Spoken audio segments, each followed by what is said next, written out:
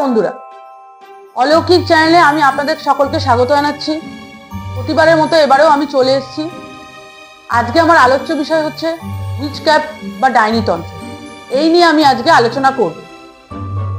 ডাইনিতন্ত্র হচ্ছে বা উইচক্রাফট হচ্ছে একটা মেয়েদের সাধনা, মেয়েদেরই একটা সাধনার অংশ। বহু প্রাচীনকাল থেকে এই উইচক্রাফটেরই সাধনা চলে আসছে। এই উইচক্রাফটেরই জগৎ হচ্ছে একটা গ্ল্যামারের জগৎ, একটা ওয়ে অফ লিভিং, একটা জীবন ধারণের পথ, একটা জীবন ধারণের পন্থা। এই ডাইনিতন্ত্রের মাধ্যমে মহিলারা নিজের জীবনকে সুগঠিত করে এবং নিজের গ্ল্যামার বাড়ায়, সৌন্দর্যটাকে বাড়ায়। এটাই হচ্ছে আজ আমার আলোচ্য বিষয়।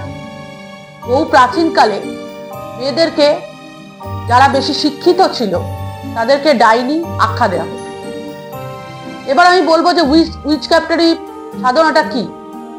উইচক্রাফটেরই সাধনাটা হচ্ছে প্রকৃতির পুজো করা। তারা প্রকৃতিকে পুজো করতো। যেমন 5টা এলিমেন্ট আছে আমাদের, ক্ষিতি, অপ, তেজ, মরুত, বোম। এই 5 এলিমেন্টকে আমরা প্রার্থনা করি। প্রার্থনা করে বিশেষ করে মহিলারা নিজেদের ঊর্জাকে গঠন করত, সুগঠিত করত এই ওরশিপের মাধ্যমে, মানে 5 এলিমেন্টকে দিয়ে ঊর্জাকে সুগঠিত করত। এবং আর হচ্ছে আধ্যাত্মিক বিকাশ ঘটাতো, আধ্যাত্মিক চেতনার বিকাশ ঘটিয়ে একটা স্বতন্ত্র জীবন গঠিত করত। এটা হচ্ছে মেয়েদের একটা স্বাধীনতার পথ, মেয়েদের জীবনকে সুগঠিত করত, একটা জীবন চলাচলের পন্থা। এটা হচ্ছে উইচক্রাফট বা ডাইনিতন্ত্র। কিন্তু এবার বলতে হবে ডাইনিটাকে, মেয়েদেরই ডাইনি আখ্যা দেওয়া হতো প্রাচীনকালে। প্রাচীনকালে মানে সেই সময় পুরুষতান্ত্রিক সমাজ ছিল। সেই সময় নারীদের, বেশি শিক্ষিত নারীদেরকে ডাইনি বলে ভাবা হতো। কেন? তার কারণ হচ্ছে তারা বিভিন্ন রকম ভাবে ভেষজ ডক্টর ছিল, মানে আয়ুর্বেদিক ডক্টর, হার্বাল ডক্টর। তারা বিভিন্ন গাছের ছাল, গাছের মূল, কাণ্ড, এই সমস্ত জড়িবটি বানাতো। এই সমস্ত জড়িবটি দিয়ে ওষুধ তৈরি করতো। অর্থাৎ চিকিৎসার ব্যাপারে তারাও একটু জানতো।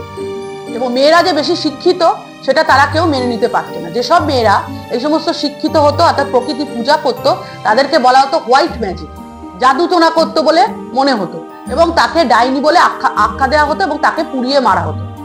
কিন্তু এখন প্রশ্ন হচ্ছে, এসব মহিলারা যাদেরকে ডাইনি আখ্যা দেওয়া হতো, আদৌ কি তারা ডাইনি?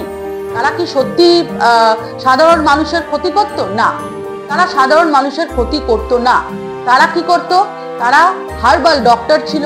তারা প্রকৃতির পুজো করতো এবং প্রকৃতি অর্থাৎ গাছ গাছালি, তাদেরকে মানে শেকড় বাকড় এ সমস্ত দিয়ে ওষুধ তৈরি করতো।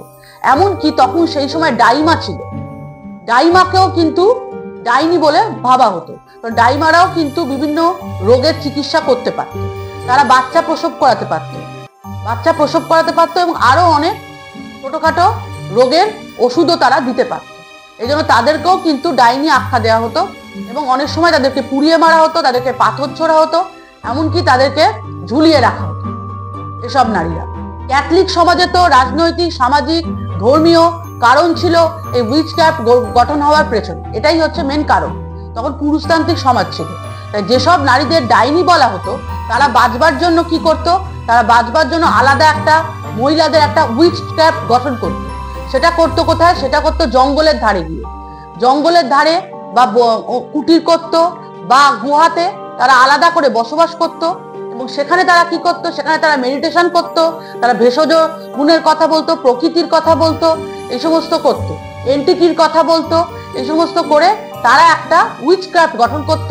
এবং এই উইচক্রাফট যে দলটা, তাদেরকে সেটাকেই বলা হতো কোভেন। এই কোভেনের মাধ্যমে ডাইনিতন্ত্র বা উইচক্রাফট তন্ত্র, যেটাকে আমরা বলি, সেটা গঠিত হতো। এইভাবে তারা কি করতো? বিদ্রোহ ছড়াতো এবং তারা বিভিন্ন ওষুধ আবিষ্কার করত, প্রকৃতির বিভিন্ন দেবদেবীকে পূজা করত। আজকে আমি আলোচনা করলাম ডাইনিতন্ত্র বা উইচক্রাফট সম্পর্কে, সেটা কি আসলে। পরবর্তী পর্বে চোখ রাখবেন, আমি আরো অন্যান্য নতুন বিষয় নিয়ে আলোচনা করব। আমার বক্তব্য আমি এখানেই শেষ করছি। আপনাদের যদি চ্যানেলটা ভালো লাগে, সাবস্ক্রাইব করবেন আর লাইক কমেন্ট করবেন। সবাই ভালো থাকবেন। নমস্কার।